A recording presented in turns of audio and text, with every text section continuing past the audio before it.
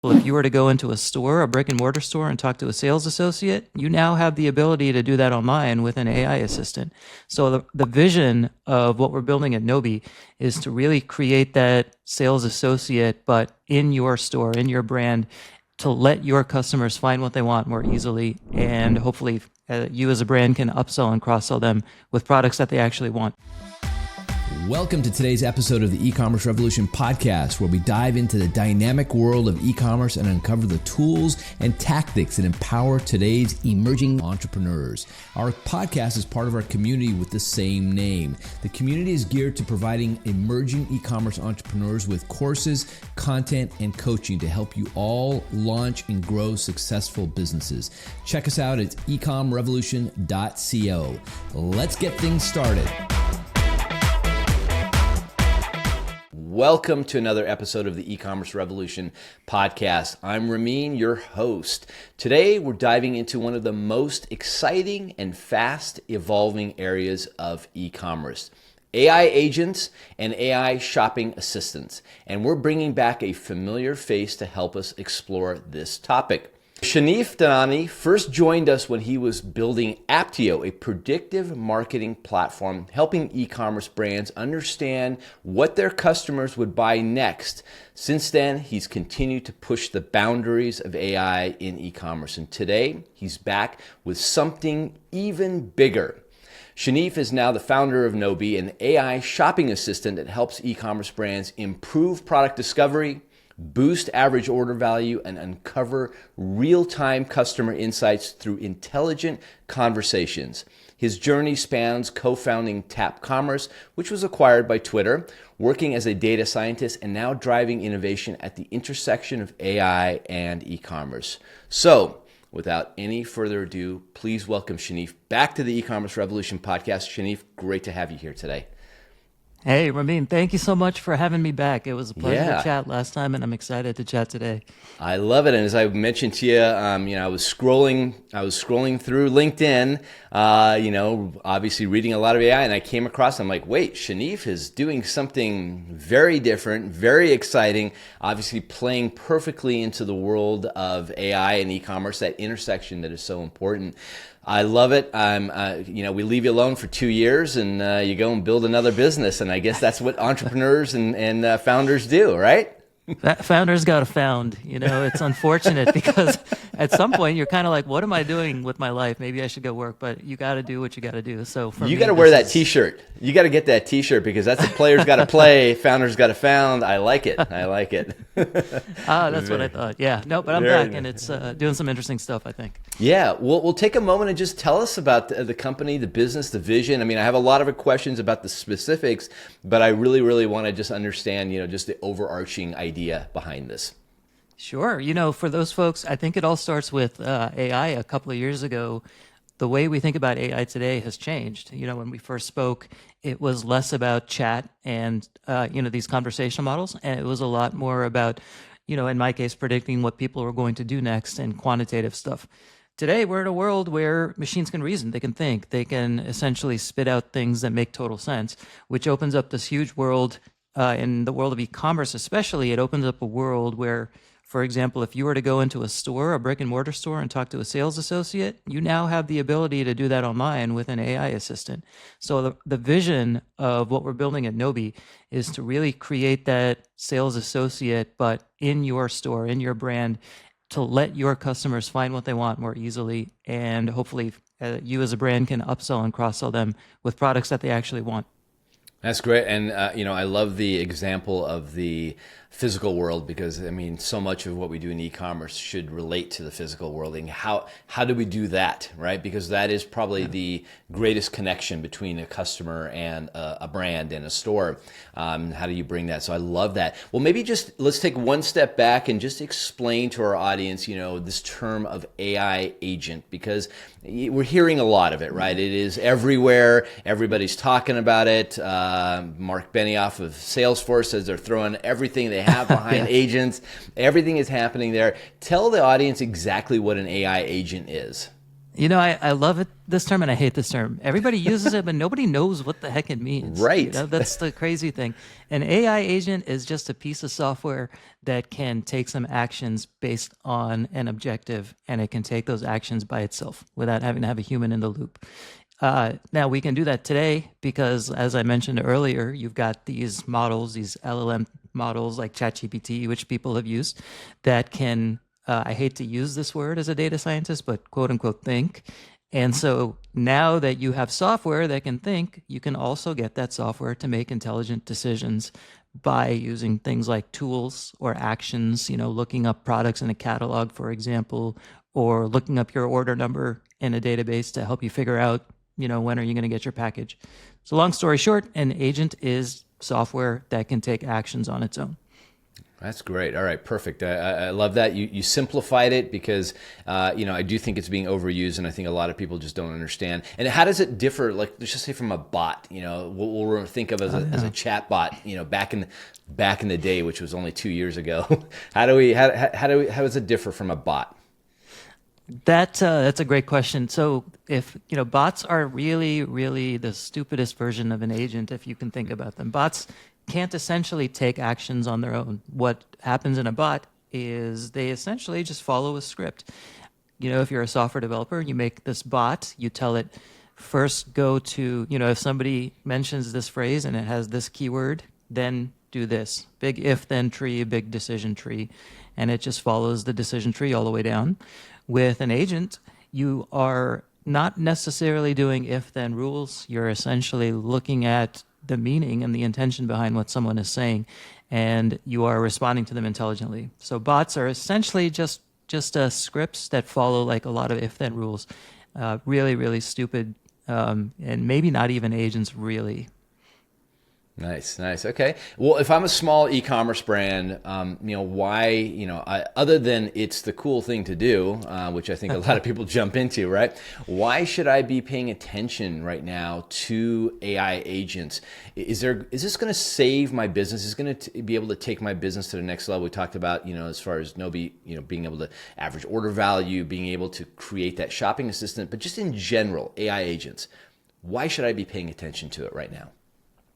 Outside of the fact that everybody's using the word AI 100 times a day, AI agents have a lot of benefits for your store. I will be super transparent, though. If your brand is struggling or maybe you haven't figured out quite who your customer is, AI agents won't help. You need to have the fundamentals in place.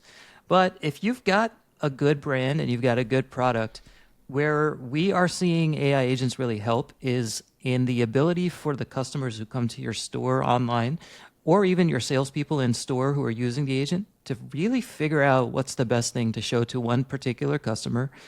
And how do you do that quickly? How do you do it effectively? And then once they actually say, yeah, I like this product, maybe they add it to their cart, then what are other products that you can show them as well? AI agents are great at improving your conversion rates and improving your average order values. But like I said, you kind of have to have the fundamentals in place first. Mm-hmm. And I start to think, about agent. I mean, I'm always thinking about how do I save more time, right? How do I do more with less? And maybe I'm not even in a position as a emerging e-commerce entrepreneur to hire a huge staff, right? I want to, build this $1 million business, million plus, with a small crew. Are these areas where an AI agent can come in handy? Customer service, order processing, those types of areas. Are there specific categories right now where people are leaning in, in terms of building software? Yeah, absolutely. When we first came into this world of AI hype a couple of years ago, the first place that people applied these AI agents was to customer support and service. Being able to have something that's on 24/7, it knows about your entire business, or at least everything that's on your website, as well as everything that's in your back end, allows customer service and customer success to be a lot more seamless. So now you as a brand may not need to spend as much. We have done a lot of this, but really where we are seeing a lot of applications for AI agents, which is kind of new, is in the front end experience where you as the customer, as the shopper on a store, are really interacting with the AI agent. That's a little bit newer. So again, long way of saying the customer support stuff is and it's just an obvious application of AI agents. It allows you as a brand to hire fewer support reps. It allows you as a brand to have something that's 24/7 online that can answer all your users' questions. Now, once you've got one of those up and running, maybe you can start to apply the same sort of technology to improving your customers' experience on the front end, having them buy more or having them find more products. And that's sort of a newer area that we're playing in today. Nice, nice. Well, all right, let's dive into the shopping assistant, because I really do think that this is a great area. I mean, I can think back to 2003 or four. The idea of coming up with a quiz that would eventually lead to products, right? You ask people a bunch of questions, and then the product recommender, right? And the world of quizzes has obviously expanded dramatically in the world of e-commerce. But I look at this a little bit like that too. Somebody's going to come in, I don't know what I want, right? I land on a brand, I land on a store. There's maybe 500 products or plus in the catalog. I just don't know. Talk to me about the assistant. How does the assistant start to interact with the customer? Is it, do I have to engage with the assistant first, or does the assistant kind of look to see that I'm staring at a page for half an hour, no idea what I'm doing? What happens? There's that. I really like that. By the way, great analogy, great intro with the quiz. A lot of people talk to us about quizzes. I like to use the analogy of the salesperson. You go into a store, generally, they'll let you walk around, they'll watch you as you pick something up, and then they'll come over maybe when you take something off the rack and say, hey, are you looking for buying for some specific occasion? Or, hey, do you have any questions about this product? We tend to take a similar approach with Nobi. With Nobi, you can engage with us in a few different ways. Many of them are like what you would do with a sales assistant. So for example, if you add something to your cart, Nobi might show up with a little message inside the cart that says, hey, great choice. Are you shopping for a beach occasion? Maybe you bought some swimwear. Or are you shopping for a day out, for camping, based on what you're buying? It only shows up in that case when the shopper actually does something. In other cases, maybe you as a shopper have a question. You're looking at a product. One of our customers has machine washable cashmere, and on the product page you might say, hey, is this actually machine washable? So you type that in to a little assistant text box and it comes up with the answer. Some other customers of ours are actually using us for replacing their search boxes entirely. So the cool thing about AI is you can actually have better search results than what the default Shopify is. So you just plug the assistant into your search bar, you click the little search icon and it says search with AI. And then you've got an assistant that comes up that says, hey, I saw you were looking for this. Here's my top, 5-10 outfits or 5-10 items based on your search result. Can I show you anything else? The cool thing about what we're doing is we don't force it down the user's throat. My co-founder and I are not fans of the little chat bubble that sits in the bottom right. We think it should be helpful and responsive to the user. And so we've built it in a way that it can be engaged in lots of different ways. Nice. So just in terms of the data that's in there, is it just is it essentially scraping the data in the store, or is it because it's connected into your platform, it can see all the products, it understands, like the point you brought up about cashmere, does it know that because you fed it that, or is it tapping into the LLMs out there and understands what the concept of cashmere is and how to care for cashmere? Yeah, I love this question. So I'm a data scientist, so I might geek out for a little bit. But when these things are when someone trains an LLM, they come up with a model from scratch, like the guys who created ChatGPT. They're taking the world's data and they're using it to essentially teach the system about the basics of living, the basics of everything in day-to-day life. So these LLMs have a background knowledge in sort of everything. But what you're looking for as a brand or an e-commerce site is to make it specific to your store. So what we do is we will read in your product catalog, we'll read in your knowledge base, privacy policy, terms of service, anything you've got on your page, and we will essentially instruct the system to make its responses based on the context that we have given it. Only make its responses based on the product catalog or the items in your privacy policy or refund policy.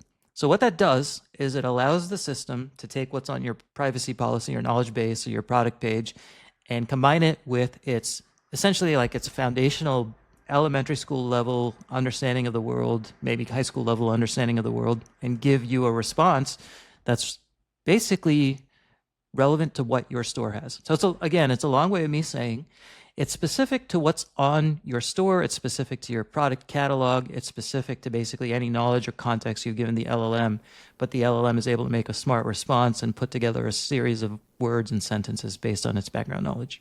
Wow. Well, you made that point at the top of the show. You have to have your fundamentals, your foundation in place. I mean, such as your privacy policy, your return policy, all these things that are important, because otherwise, yes, then, it has nothing to pull from. Yes, it has its own, I'm going to hesitate to say the word knowledge. It has its own understanding, I guess, of information out there, but it needs to understand all aspects of your brand, your store, how you operate, right? Yeah, absolutely. I mean, if you are a brand and you're trying to sell more products or even just get an insight into how your customers are shopping or what they're searching for, you need to give your customers something to work off of. You need to give the system, the AI, something to work off of, because it's not going to know anything about your business unless you have something that it can learn from and you have documentation. At the very least, just put descriptions on your products and maybe add a couple of categories and tags. Even that's going to be enough. But yeah, you as the e-com owner need to provide some level of back-end descriptions and product cataloging and tagging to make this thing work. Does it, in terms of types of products or brands? I mean, if somebody has a very complex product that they're trying to sell, is this a good option? I feel like it would be. I mean, I want a huge, in a physical world, I want a big staff of people who are very knowledgeable who can help answer questions around a complex product. Does this work the same way?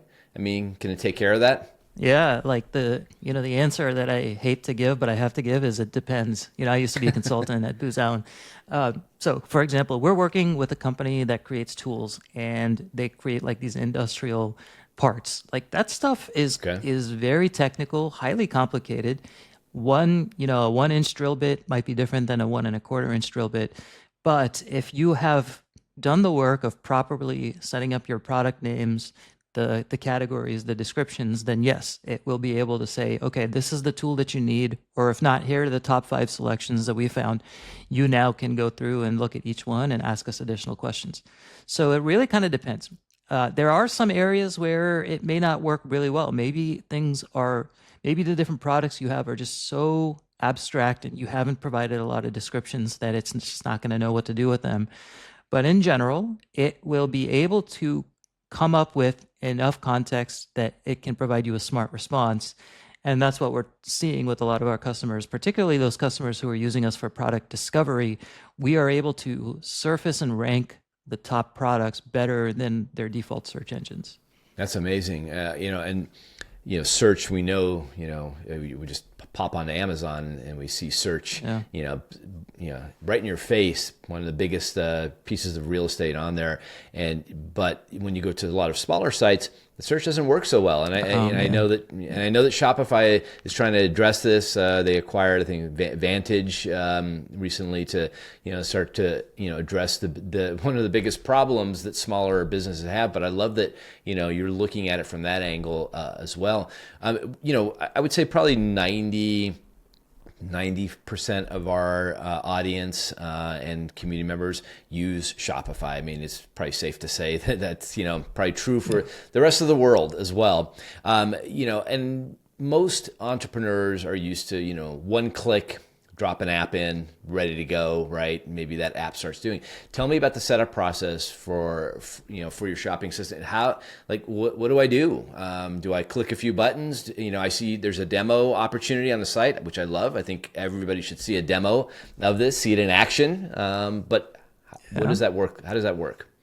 Yeah, it's not quite one click, but it's 2 small pieces of code that you need to put on your site. So piece of code number 1 essentially sets up how you want the agent or the assistant to work. Do you want it to be tied into your search bar? So if someone searches something, the agent comes up. Or do you want it to be a button? Or do you just want it to show up in your cart? That piece of JavaScript will set that up for you. You just should throw that into your Shopify theme.liquid file.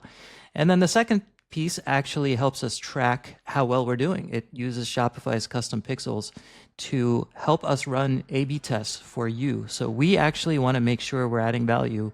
So what we do with all of our customers is we we run an A/B test where we show Nobi, sometimes to 50% of people, and we hide it from 50%, and then we were able to see how much of an incremental value we have delivered. And for stores that have a lot of SKUs, a lot of visitors, in one case, we're working with a boots manufacturing company in the Southwest. We drove something like 68% incremental revenue for people who, engage with Nobi. And so 2 small pieces of code, unfortunately, no button clicks, but we will either do the installation for you or we'll give you a 1-page PDF that shows you how to do it yourself.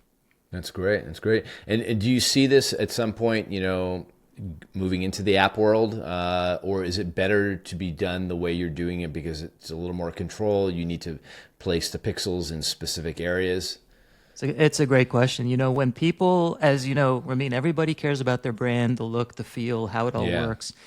And when it comes to Shopify, everyone's got a theme, and it's probably a custom theme if you're a really big store, which makes it pretty difficult to put a single app. So what we try to do is work closely with you to add this custom code and make sure it's all set up perfectly for your theme and your brand. My hope is we will automate this down the line so that you can click a button. But for now, what we're really focused on is once the thing is in your store, making sure it works, making sure it's delivering on sales. So the short answer is probably we'll stay with how we've done this for now, especially because we do also support stores that are not on Shopify. We're working with a couple of large national retailers who have their own back-end systems, headless systems. And so this allows us to surface Nobi for more people as well. So, I guess one of the questions that'll pop up, and I know when you download a Shopify app, Shopify will tell you exactly what it's looking at, what type of information.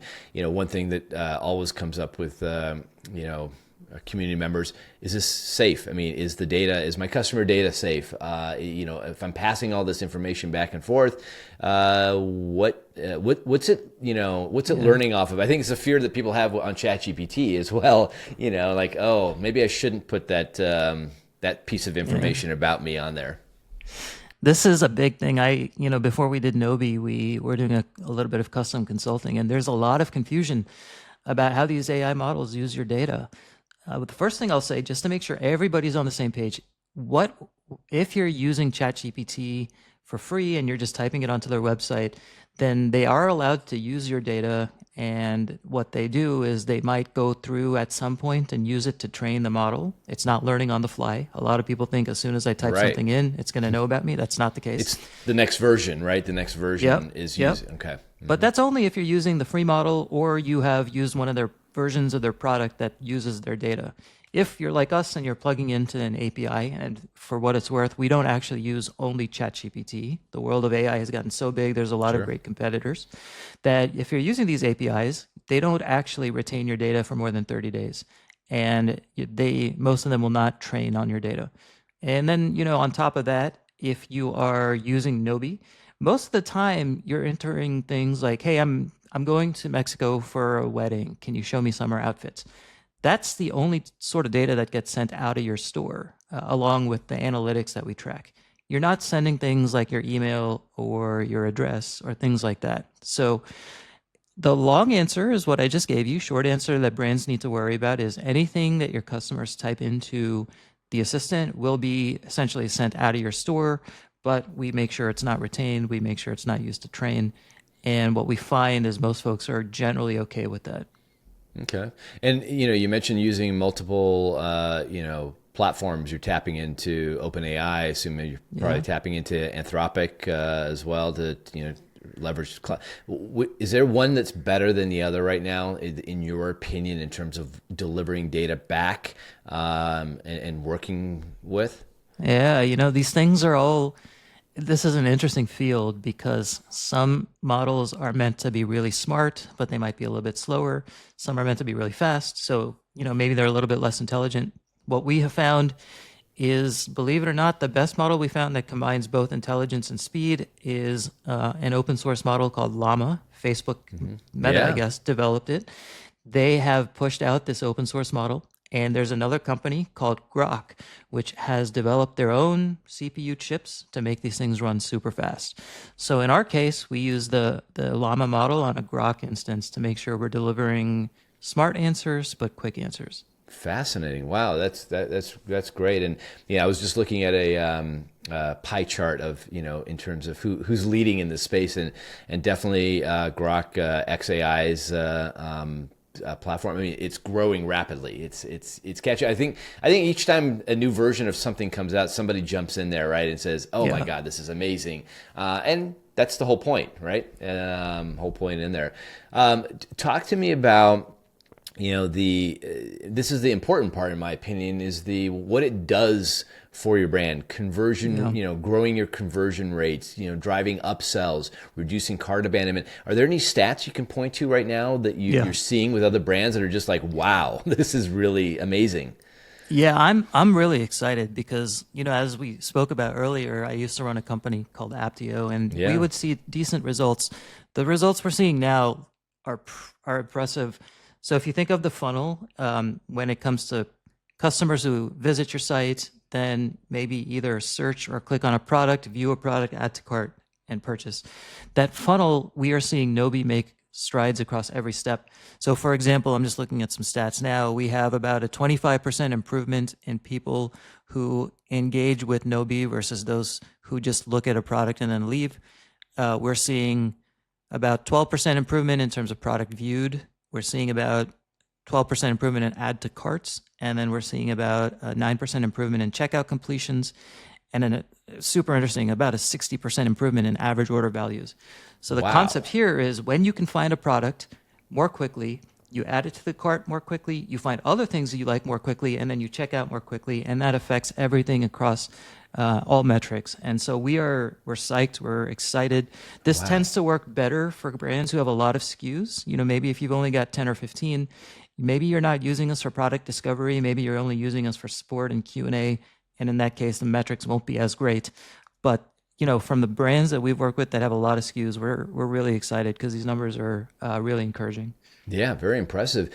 Do you see a day, I was playing around, I'm sure with like everybody in the last couple of weeks with ChatGPT's image rendering, that ability. Do you ever see a scenario down the road where, if I want to see myself in that outfit, for example, that's, to me, a shopping assistant, I guess a clerk in a store would say, here you go, try it on, go into the dressing room. Do you see that as being something that starts getting incorporated into Nobi? Yeah, I think so. A lot of folks have said, we do a lot of customer interviews. So we'll talk to folks and say, hey, how would you use this thing? What are you interested in? A lot of folks want to use the ability for AI to process images. So one way is what you just mentioned. Hey, I've seen like a couple of shirts and a couple of jeans. I kind of want to see how they would look on me. So let's go ahead and upload those. Let's maybe upload an image of myself or take a generic model and then put the clothes on her and see what they look like. Absolutely something that will come down the line. Other folks want to say, hey, look, I like this shirt, but I want something in another color, or can you show me more like it? So then they might just say, can you show me more like this? And we'll use image analysis to find similar products. So there's a lot of stuff we can do here. What we are hyper-focused on is building a product that the brands find a lot of value in and that makes the customer journeys and experiences a lot easier. So as you can imagine, we've got a huge backlog of things that we want to work on and build. So it's just a matter of how pressing is it for us to build these outfit creation like the images that can show you how an outfit looks on you compared to all the other stuff. My hope is we get to it later this year, maybe next year. We'll see. Yeah, no, that's fascinating. And if I'm a brand and I've installed Nobi and you guys have installed it for me, where should I focus right away? I mean, how should I leverage it immediately? Maybe a couple of ways. I mean, it sounds like the sky's the limit at some point. It can do so many things, but what couple of things day one? Yeah. We like to say, look, we've got a lot of capabilities, primarily 3: search, suggest, and answer. But we would recommend starting small. Pick one area that you think your site needs a little bit more help with. If you don't have a great search experience, or if you think that your searches are lacking, let's put it into your search bar and let's see how people are using it to search for products. And then let's run an A/B test to see how people who use the default Shopify search compare to people who use Nobi search. Maybe you've already got a search engine you like, but you are spending a lot of money on customer support. Let's put it on your product page. We can show it as either a static text bar that's at the bottom, or embed it directly into your page so that it scrolls. But you can type in a quick question and get an answer back. And then you can start to see how many questions and answers compared to your support staff. So long answer being, start small. My recommendation to folks who are looking to start with something generic with AI is probably use it on the product page for recommendations. People are already familiar with apps that provide a lot of recommendations. That's what Apteo did. Start small and see how it does for you. And then if it starts to look good, you can subtly place it in other places on your store. Okay. Well, and then tell me about integrations, whether they're in place now or down the road. If the shop, if Nobi pops up and gives me a recommendation on the product detail page, but I don't take action, I don't make that purchase happen, is there an opportunity to pass that data into Klaviyo and trigger an automated email to go out to them, or an automated SMS message? Hey, you were engaging with what happened. Basically, the old browse abandonment. People leave all the time. What does that world look like? Yeah, I love Klaviyo. I mean, we built a lot of stuff on Apteo, my last company, to integrate with that, to integrate with Facebook ads. So the short answer is not right now, but definitely coming down the line. Folks have said, hey, look, like if someone talks about a couple of boots and then they see that those boots in your search, in Nobi search, for example, we'd love to maybe retarget them with a Klaviyo email. And so what we are doing right now, it's still relatively early, so I want to make sure, I'm not tooting my own horn here. We are working really closely with our first early set of customers to understand really what they want and essentially work with them to build it out. So if you're looking for something that's a little bit more plug and play, sure, you can use us, but that's not going to benefit you, nor will it benefit us. Best way to use us is to work closely with us to build out what you need. And so that does mean we tend to work a little bit more with larger stores who've got the budget. But what we tend to see is that return on value for them becomes 20x or 30x by them working more closely with us. So it's sort of worth the time and the effort. But it's a long way of me saying integrations are coming. If our biggest customers want it, they're coming more quickly. And if not, then we'll build them later. Yeah, no, I feel that just if something can trigger like an action, if the agent couldn't deliver, or couldn't close the deal, that then there needs to be that backup down the road or somewhere in that process that jumps back in and says, hey, don't forget, you were doing something over here. Let's finish the job.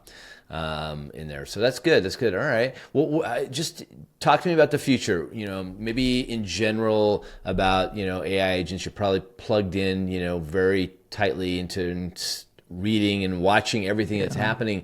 Where do you see this going, just in terms of an AI agent and what it can do?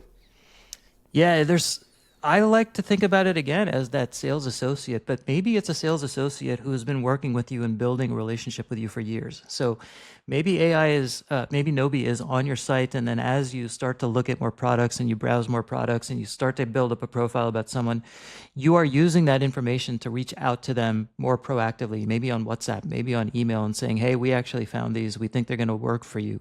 Or maybe you're on the site and it looks at what you're browsing and it says, hey, I know that you have looked for beach outfits in the past. We think you're going to like these as well. So the first and most obvious step is kind of what we did at Apteo, which is understand who this person is, understand who the user is, what they like, what they want, and basically figure out how to get them what they want more quickly.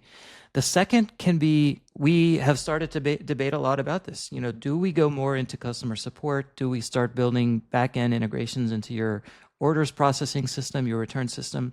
Do we help more with your inventory management system? Where we think we're going to focus more is it's probably more on the customer discovery and sales associate side. So it's probably going to be less of what I just mentioned and more of the recommendations, more of the integrations like you mentioned with Klaviyo, more of that sales associate who just knows you. One of the things, so just to, there's so much you can do here. The way that we're focusing our backlog is taking a look at what our clients are asking for. For example, one customer just wanted to replicate what he lost when Shopify Plus, so just for reference, Shopify Plus created the ability for you to have like product recommendations on the thank you card. which means that if you're not on Shopify Plus, you lost that ability. So what he wants is the ability for our assistant to show recommendations when someone adds something to the cart. So we just finished that off. Other folks are asking us for more integrations with their knowledge base so that maybe they don't have to hire as many customer support folks. That's where the short term is right now. Long term, it could be anywhere. It could be the image processing stuff that we talked about earlier. It could be complete the look. Maybe at some point we're plugged into so many stores, we even create a shopping app for consumers where we bring in all of the items from all of our stores and we make it really easy for you to find. Hard part about being a founder is you kind of don't know, and your vision, sometimes your reach is longer than your grasp. But also the technology is changing so rapidly, faster than anything else that we've ever known, to try to also keep up with that and what's possible. One thing you mentioned, it takes me back thinking about like how Nordstrom, for example, the sales associates, they knew their customers, or they probably still do, really well. They know what kind of ties that guy likes and the shirts. And if it's not in stock and it comes back in stock, they're getting on the phone, or maybe now they're just texting. They're letting them know.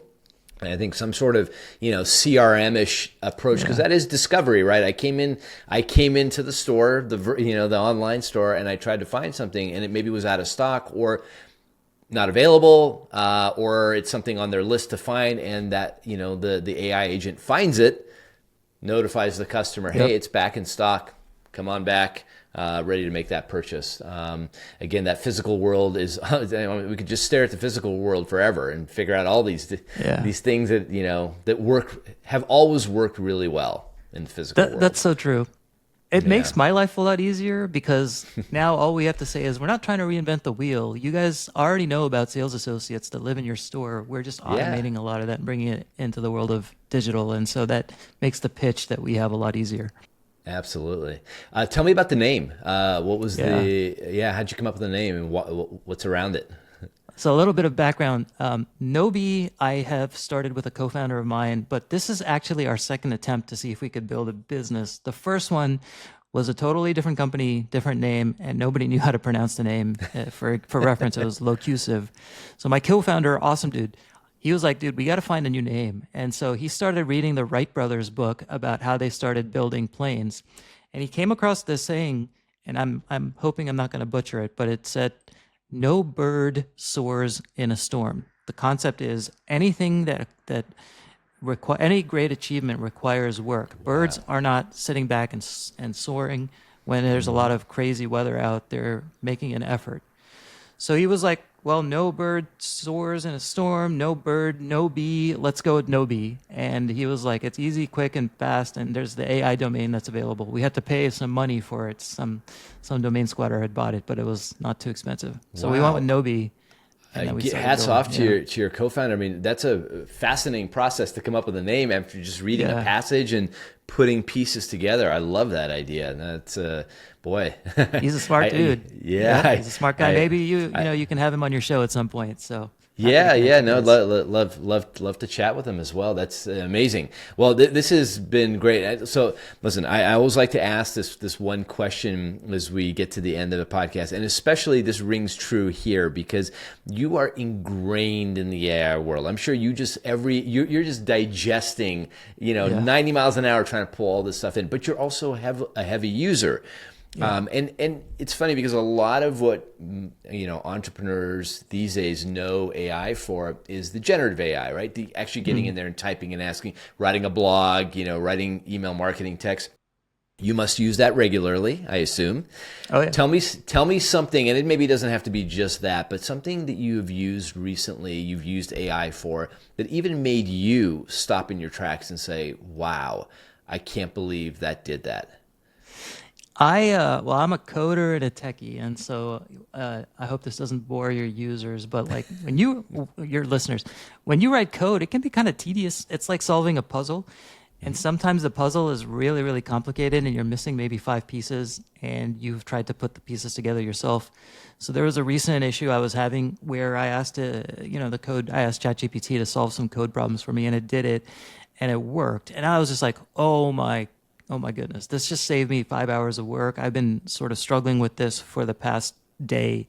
That was something that made me go, holy cow. And on the flip side, as an entrepreneur, I like to do a little bit of SEO. And I have found that Claude is an amazing tool for creating high quality SEO content as long as you give it an outline that it can work off of. But I have written like 1,000-word blogs on Claude, maybe giving it some guidance, and it comes out with some fascinating content, and it's quite good.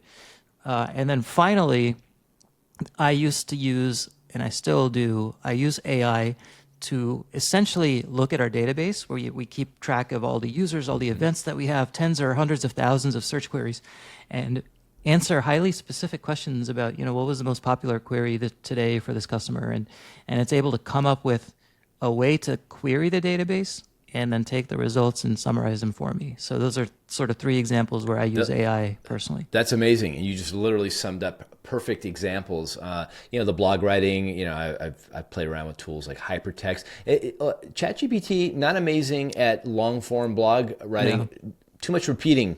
Yeah. I have not tried Claude for that, and I'll absolutely do that. I like Claude a lot. I mean, at some point, we're looking at the credit card bill of all these AI tools that we're paying for. Yeah. Like, what happened here? But I love the taking analytics, because I try to teach that a lot with entrepreneurs. Is I know when you go into Shopify analytics, sometimes it's like looking at a deer in a headlight, or you go into Google. Just export that information out, load it up into ChatGPT. And give it a command that you need an executive summary, and then you also need actionable steps that you can take. And I'm sure that's a lot of what you're doing. I almost think, how did we make it this far without these tools? I mean, honestly, it's crazy. It's been a struggle. Yeah. Now that we have them, we're all spoiled, so we're not going to remember the day before that. I mean, everything. Yesterday, I was talking to Apple, to Siri, and Siri's gotten much smarter, and now it's tapping ChatGPT. I needed cooking directions for some potatoes that I was making. Boom, done. It was beautiful. I mean, it's so fast. Awesome. I did hands-free. So many different examples out there. So I appreciate you sharing yours. This has been, this topic is going to be talked about, and we'd love to have you come back, in a while. I'm sure it's going to be very different very quickly as we continue to go down this road. But I think it's important for entrepreneurs, around this AI agent, looking at it just as, solving problems. And always, as an e-commerce entrepreneur, look at the physical world. What has happened in the physical world? How do you bring technology into place? And that is what a lot of what you are doing at Nobi. So I'm thoroughly impressed. I love this direction you're going. Who knows, maybe Shopify buys you one day, and your full integration into standard Shopify and Plus. Who knows? It's the sky's the limit, I think. I will say, if Shopify wants an AI assistant, we've done something pretty cool. So I talked to the Shopify guys at Apteo quite a bit. So we'll see. I don't know. I'm excited. Awesome. It's been pretty fun ride so far, and I appreciate you talking to me about it. Yeah, absolutely. Well, tell everybody, where they can, learn about Nobi, and where, can they get I saw a demo link on there, if this is their, something they want to learn more about. Yeah. Tell them where they can find you. Yeah, feel free to check out our website, nobi.ai.